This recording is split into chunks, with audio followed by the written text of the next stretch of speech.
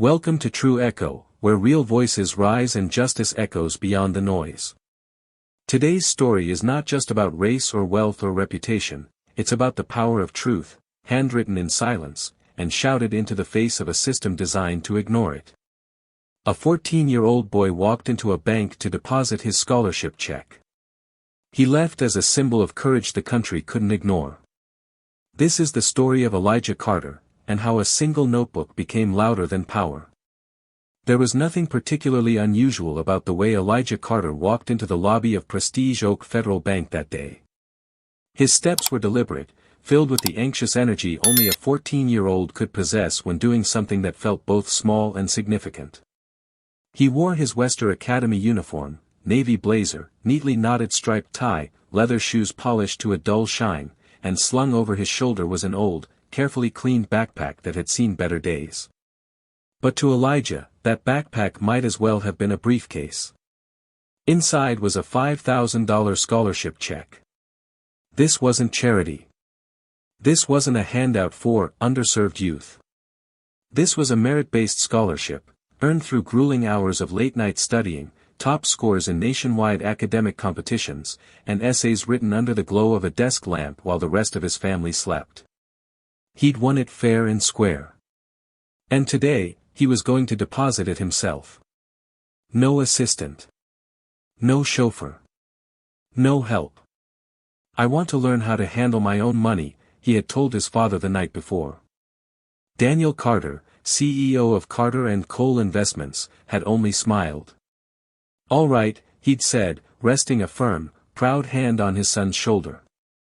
"But remember, you're a Carter. That means you walk like you belong." So Elijah had walked through those tall glass doors beneath the golden lettering with his head high, heart pounding, and fingers clutching the folder containing every document he thought he might need, just in case.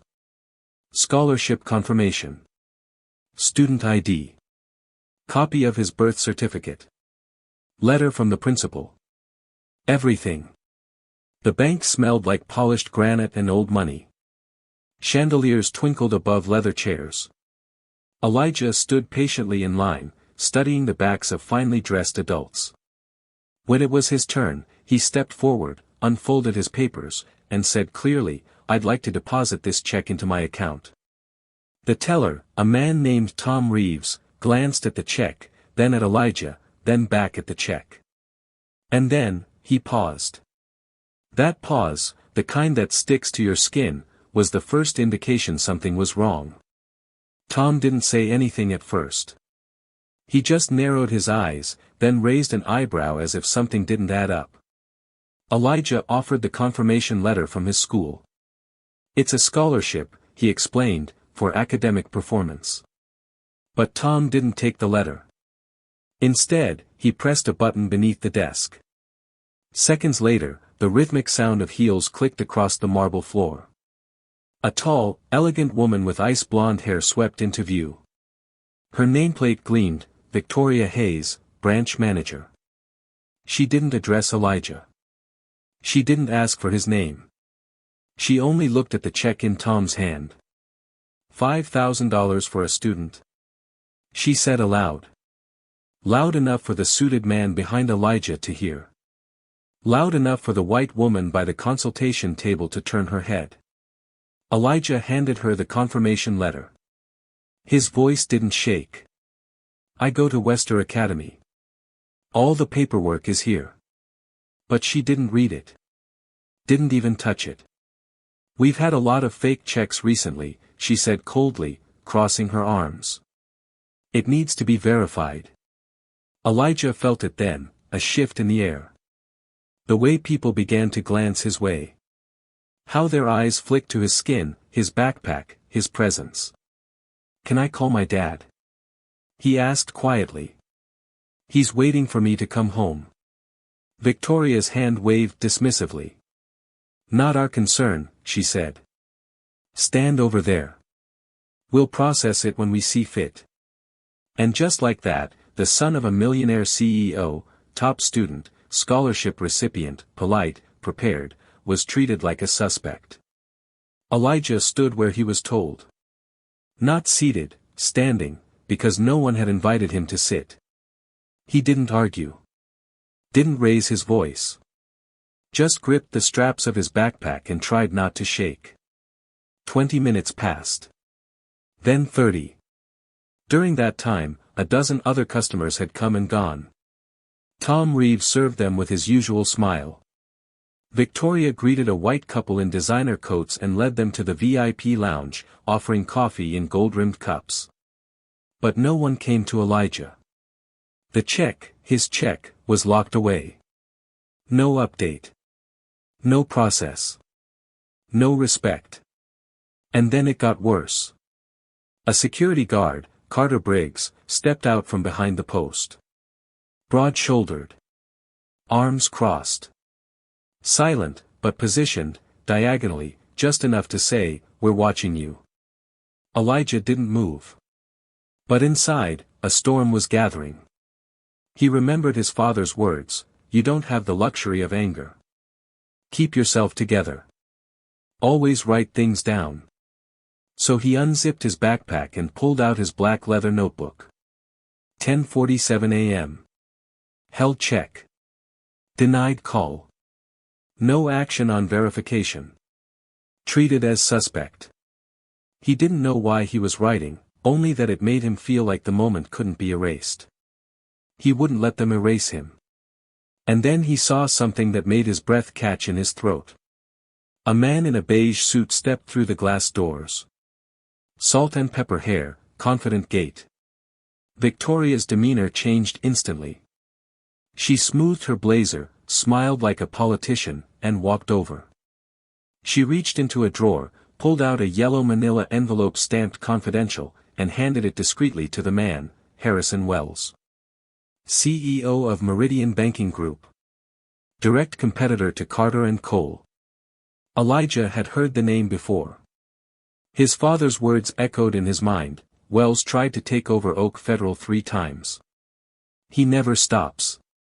And now the branch manager of Oak Federal, Prestige Division, was handing Wells internal documents with no record, no oversight, in the one blind spot of the lobby not captured by the cameras. Elijah's hand trembled, but he wrote. 10:49 a.m. Victoria Hayes' hand-sealed file to Harrison Wells. No witnesses. No acknowledgement. He looked up. Victoria had returned to her desk. But she saw him writing. Her eyes locked onto his. Cold. Calculating. "What did you see?" they seemed to ask. He didn't look away. He didn't blink. And in that instant, everything changed. Elijah didn't need to hear the words to understand the danger. Victoria Hayes didn't yell. She didn't run. That wasn't her style. No, she simply tilted her head slightly, gave the most imperceptible of nods toward the security desk, and Carter Briggs, the stone-faced guard, began moving. Elijah quietly shut his notebook and slid it back into his backpack. He wasn't afraid in the way most kids would be, of being hurt or even punished. He was afraid of being disappeared. Of being pulled into a back room and silenced before he could share what he'd witnessed. As Briggs approached, Elijah stood perfectly still. The older man didn't say a word. He simply stopped 2 feet away, arms crossed, body angled just enough to block the only exit. The silent threat was clear, "Don't even think about moving." Across the room, Melody Tran, the only bank employee who had so much as offered him eye contact, stood behind the glass counter. Her fingers paused over the keyboard as she watched what unfolded. Her expression wasn't defiant, but she wasn't looking away anymore either. Elijah's heartbeat thundered in his chest. But the mask of composure he'd learned from his father never slipped. Then, Victoria spoke again. This time loud enough for half the lobby to hear. "Best not to cause trouble. There have been some unfortunate incidents lately, with young people who don't know how to behave." She didn't name him. She didn't have to. The implication hit like a slap. Elijah clenched his jaw. "Don't let them take your dignity." His father's voice echoed in his head. "You don't have the privilege of rage. You only have truth. A voice inside screamed at him to yell, to demand fairness, to throw the words racist, abuse, discrimination like stones in a glass palace. But he didn't. He simply stepped forward, one pace. I'm not a thief, he said, his voice low but clear. I'm here to deposit a scholarship check. Because I earned it. Every head in the lobby turned. Even Briggs blinked.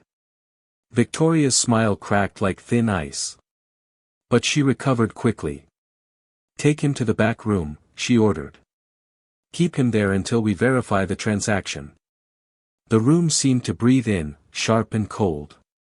Briggs moved forward and gently, but firmly, took Elijah's arm. No one stopped him. Not the customers. Not the staff. Not the other security officers. No one asked, what did he do wrong? He was a black boy with a check and a voice. That was enough. The private guest room was no bigger than a school office.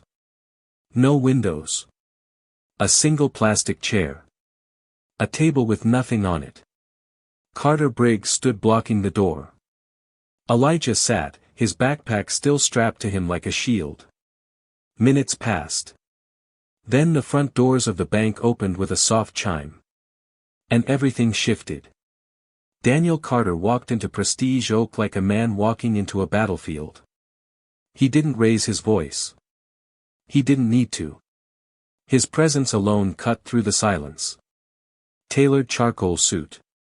Silver tie. The quiet authority of a man who had commanded boardrooms and war rooms alike.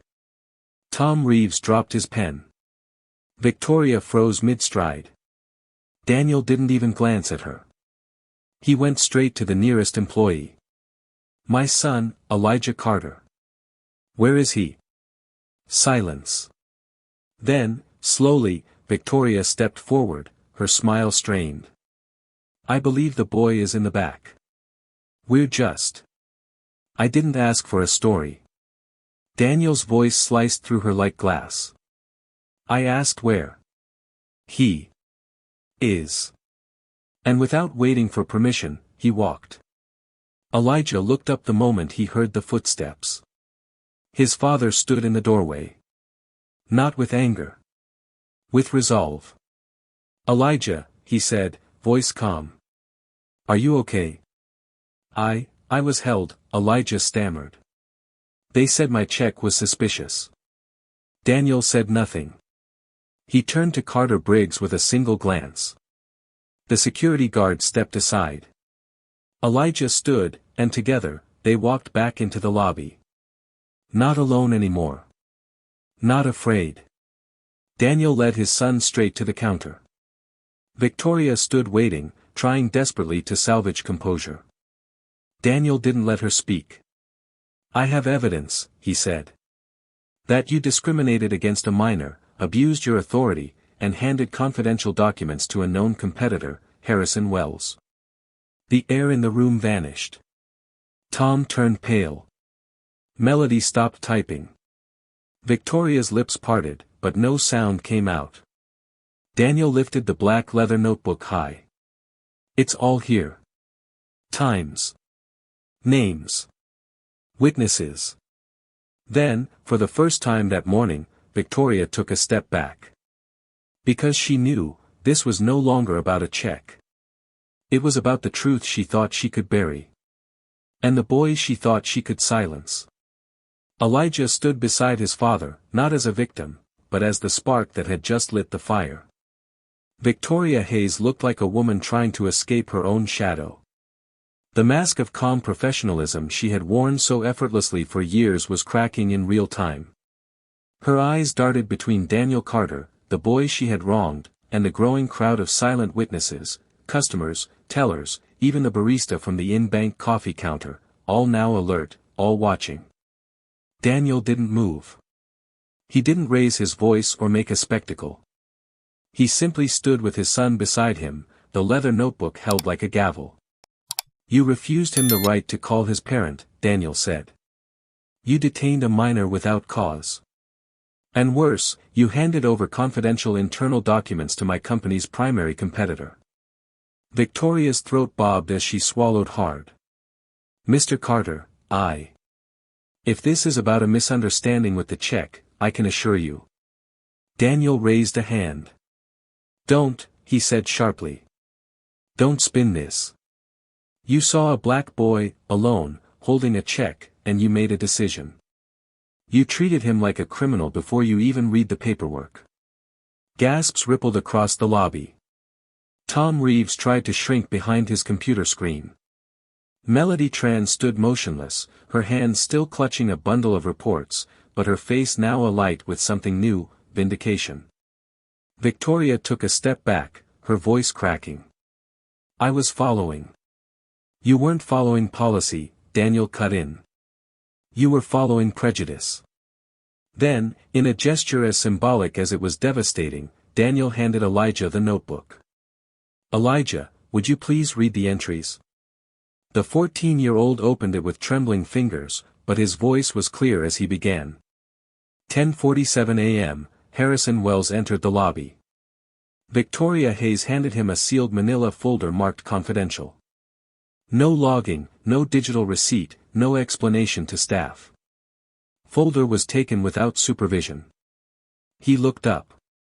That was while I was being detained, for trying to deposit a scholarship check. The room went dead silent. Victoria tried again. That's absurd. This is a breach of protocol, Mr. Carter. This boy could have misunderstood what he saw. He didn't misunderstand anything, Daniel snapped. He saw what your cameras didn't. He documented what your team ignored. He recorded what your system tried to bury. Then, to everyone's surprise, he turned, not to Victoria, but to the employees. I am calling an emergency audit, he said. Effective immediately, Victoria Hayes is suspended. An internal investigation will begin today, and corporate security will handle the evidence. Victoria's lips parted again, perhaps to argue, perhaps to beg, but no sound came. Her reign, built on fear and polished cruelty, was over. A guard approached, this time not Carter Briggs, but a higher-ranked security officer from the bank's executive floor. He stood beside Victoria and nodded silently. You're dismissed, he said. She looked around one last time. And this time, no one averted their gaze. There was no deference. No fear. Just quiet satisfaction. Her heels clicked as she walked toward the exit. This time, she wasn't orchestrating the space. She was being removed from it. After she left, Daniel turned back to the room. I didn't walk in here today as a CEO, he said, his voice heavy but even. I walked in as a father. And what I saw was a system that didn't just fail. It decided who to serve and who to suspect, based solely on appearance. He let the word settle. This ends today. No customer, child or adult, should ever be made to feel less because of how they look, what they wear, or where they come from. Then he looked to Elijah. Justice doesn't always shout. Sometimes, it writes. Elijah felt his father's hand rest gently on his shoulder, and this time, the silence that followed was filled with something new. Respect. 2 days later, the story hit the media. Bank manager suspended for racial discrimination and corporate espionage. The article detailed how a 14-year-old boy exposed both a systemic bias and a dangerous leak of internal data, backed by nothing but his observations, a notebook, and a refusal to be silent. Within a week, national attention followed. The New York Times picked it up. So did CNN. Photos of Elijah, school blazer, quiet eyes, and that now famous black notebook, circulated across the internet. A quote from Daniel Carter's press conference became a rallying cry. They tried to silence him. He chose to write. Elijah Carter's life changed in the days that followed, but not in the way he had expected. He didn't become an overnight celebrity. There was no red carpet, no sudden flood of money or fame. What came instead was something quieter, but more enduring, recognition. Letters from students poured in. Emails from teachers. Messages from strangers. One girl wrote, "I got accused of shoplifting once just because I wore a hoodie. I didn't speak up. But now, I wish I had." Another message came from a white student in Oregon. "I never thought someone would treat a kid like that just for looking different. Your story opened my eyes. I'm sorry. And I want to be better." Elijah didn't reply to all of them. He didn't know how to respond to the flood of gratitude, confession, and solidarity. But he read every single one. Each message was a confirmation that he had done the right thing, not just for himself, but for others who had been forced to stay silent. At Wester Academy, he returned to his normal schedule. Classes. Debate club. Track practice. But even within those familiar halls, something had shifted. When he walked into the classroom, his classmates didn't just nod in greeting, they stood up straighter. When he raised his hand to speak, even the teachers listened more closely. And when he passed by the school counselor's office, the woman inside, who had once advised him to tone it down in presentations, gave him a small, respectful nod. Something had cracked open, not just in the bank that day, but in the system around him. 1 week after the incident, the school's headmaster approached Elijah with an invitation. "We're holding a special seminar next month," he said. "The theme is justice in modern society. We want you to be the keynote speaker." Elijah blinked. "Me? You saw something wrong. And instead of panicking or running, you wrote it down. You spoke up. That's leadership." Elijah hesitated. "I'm not a leader." "Exactly," the headmaster said with a smile. "That's why you are." When the day of the seminar arrived, over 500 students from across the state filled the auditorium. Some were from wealthy prep schools. Others had come from public schools with crumbling walls. But for one afternoon, they were united by the same desire, to hear from someone who had faced injustice and fought it the only way he knew how, with truth. Elijah didn't use a slideshow. No videos. No flashy speeches. He walked onto the stage in his school uniform, holding only one thing, the black leather notebook. "I didn't come here to teach you," he said. "I came to tell you what happened." He described the bank, the cold marble floor, the silent stairs, the security guard who loomed just close enough to intimidate but not enough to be called out. He told them about how he felt small. Invisible. Angry. But then he said the words that would become the quote repeated in every article, every post, every headline. "They can take your words. But they can't erase what you've written down." The audience was silent. Then the applause erupted, raw, thunderous, full of something deeper than approval, gratitude. That night, Daniel Carter stood in his office, watching the live stream of his son's speech. He didn't say a word. Just watched. At some point, a tear slid down his cheek, not from sadness, but from something rarer, pride forged in adversity. His son hadn't just survived the humiliation of that day. He had risen above it. But not everyone was clapping. Harrison Wells, the man who had received the confidential folder from Victoria Hayes, watched the growing media storm with cold detachment. At his corner office in Meridian Banking Group, he watched a clip of Elijah speaking and frowned. The boy had seen too much. And worse, he had written it down. Wells had spent decades mastering the art of silent control. Quiet deals. Invisible threats. But now, one child had brought unwanted light into the shadows he lived in. He picked up his phone and made a call. "We have a problem," he said. "That notebook didn't just expose Victoria. It connects back to me." A pause. "Find out how much the kid knows. And if he talks again, make sure it's his word against ours." Elijah Carter didn't know that while he was becoming a symbol of courage to thousands, he had also just painted a target on his back. In the days after his speech, invitations rolled in, nonprofits, civil rights organizations, financial reform groups. People wanted him to speak, to lead, to represent. But Elijah, still 14, still a boy who hadn't even finished Algebra 2, was unsure what to do with all of it. He had no intention of becoming a public figure.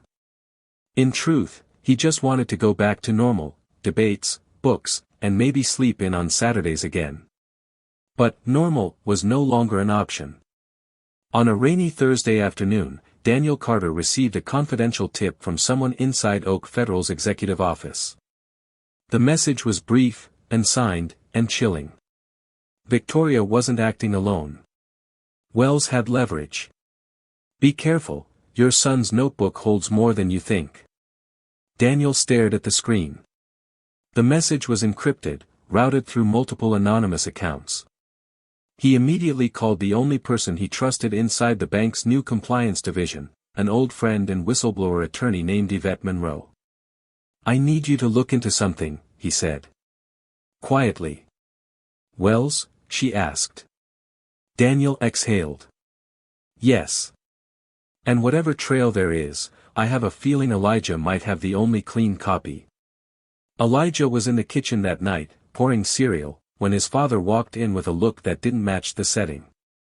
"You've been writing everything in that notebook, right?" Daniel asked. Elijah nodded slowly. "Yeah. Since the first day. Every time someone said something off." Daniel hesitated, then crouched down to Elijah's level, not as a CEO, but as a father. "Son, I need you to lock it away. For now. Keep it safe. Don't show anyone without talking to me first." Elijah's eyes narrowed. "Why? What's going on?" "There are people who aren't just embarrassed by what you wrote, they're scared of it." Elijah said nothing. But he understood. The truth was never free. It always came with a cost. 2 days later, Elijah noticed something strange. A black SUV parked across the street from their house. No plates. He mentioned it casually to his father over dinner. The next day, another car. Different make. Same tinted windows. Daniel's security team swept the area, but found nothing concrete. "Could be corporate pressure," one guard said. "Or just intimidation. Either way, it's deliberate." Elijah didn't flinch. But that night, for the first time since the bank incident, he didn't sleep. He stayed up, copying his notes word for word into a flash drive he kept hidden in a hollowed-out book. Just in case. Meanwhile, inside Meridian Banking Group, Wells was running out of time. The corporate investigation had begun. Internal audits were underway. The deal he had secretly been constructing to acquire Oak Federal's assets through backdoor sabotage was beginning to unravel. And worst of all, the boy still hadn't cracked. One of Wells' advisors suggested making the story go away. "If you file a defamation suit, even if it's baseless, it sends a message. That kid will be forced to stay silent just to protect himself." Wells considered it. But he also knew it wouldn't stick. Not with Daniel Carter backing his son. Unless, the notebook could be discredited. "If the boy's notes are called into question," Wells said slowly, "then the entire narrative collapses." "How?" "We leak a fabricated version. Claim it's his. Then prove it's fake. That way, he becomes the liar." It was audacious. Risky. But it had worked before. That night, a deepfake document appeared on anonymous forums, a forged version of Elijah's notebook. The timestamps were altered. The names replaced. New, inflammatory statements inserted, claims that Elijah had overheard things he hadn't, including made-up meetings between Wells and Daniel himself. It spread like wildfire. By morning, social media was ablaze with claims that Elijah had fabricated the entire story to boost his image, and worse, to make his father look like a hero. #Elijah the Liar began trending on Twitter. News anchors who had praised him days ago now ran segments titled, "Was it all too good to be true?" At school, even some classmates looked at him differently. One whispered behind his back, maybe he faked it all just for attention. Elijah felt the weight return, the same weight from the bank lobby. The same shame. But now twisted into something crueler, doubt. That evening, he walked into his father's office, his hands shaking. "I didn't write any of that," Elijah said, voice hollow. "You believe me, right?" Daniel didn't even blink. "I don't believe you," he said calmly. "I know you." Elijah sat down, eyes glossy. "They're trying to erase the truth," he whispered. "And now I know how easy it is." Daniel leaned forward. "Then you're going to show them how hard it is." He handed Elijah a hard drive. "This has the bank's internal security footage." Yvette pulled it before it was scrubbed. "It shows Wells arriving. The folder exchange. The exact timestamp." Elijah's jaw dropped. "Now," Daniel said, his voice sharpening like a blade, "we're going public."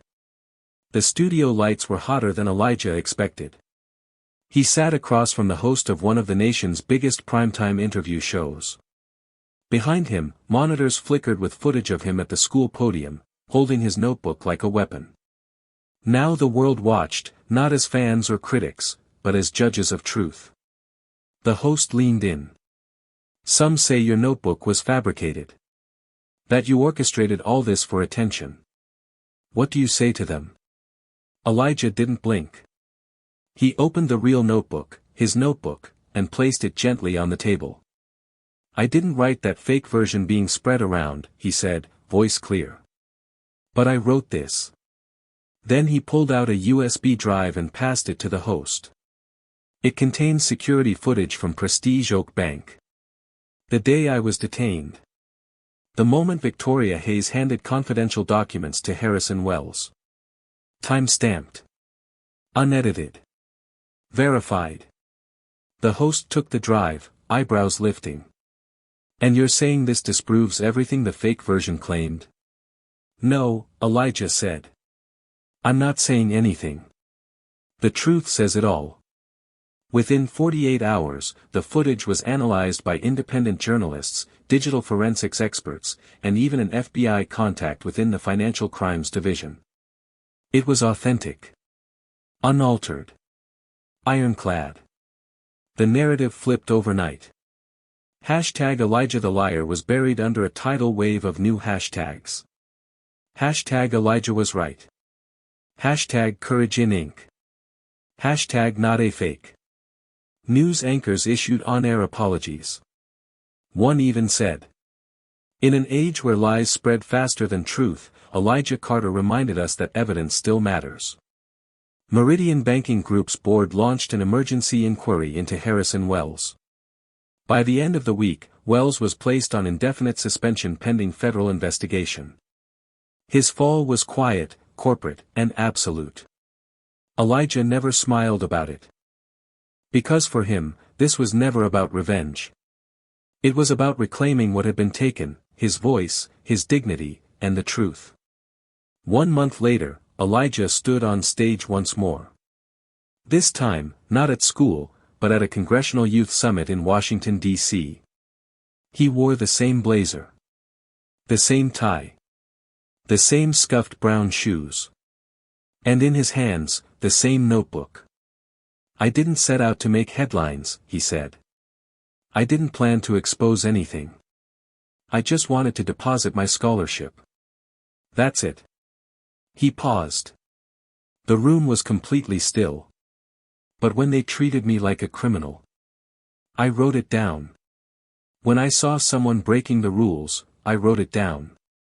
When no one would listen, I wrote, and wrote, until the truth had no choice but to stand up for itself." The applause came slow at first, then thunderous. Not just for what he had done, but for who he had forced them all to become. After the event, a reporter asked him, "What will you do now?" Elijah looked up at the Capitol building in the distance, then at the sky, clear, open, his future stretching far beyond marble floors and crystal chandeliers. "I'll keep writing," he said. Because as long as people pretend injustice doesn't exist, someone has to record the truth. Back at home, Daniel Carter stood watching the broadcast in his office. His phone vibrated constantly, CEOs, partners, media reps, all wanting interviews. Partnerships. Deals. He ignored them. Instead, he opened a private message Elijah had sent him after the speech. No fanfare. No explanation. Just one line. They didn't erase me, Dad. I wrote louder. Sometimes, justice doesn't wear a badge. It carries a backpack, walks in alone, and waits to be seen. Elijah Carter didn't demand change. He documented it. In a world where voices like his are too often dismissed, Elijah proved that courage isn't in speaking first, it's in not backing down when you finally do. They may silence your voice. But they can't erase the truth when you write it down. If this story inspired you, share it. Let others know that even the smallest voice can hold the system accountable. Don't forget to like, comment, and subscribe to True Echo, where every story leaves a mark.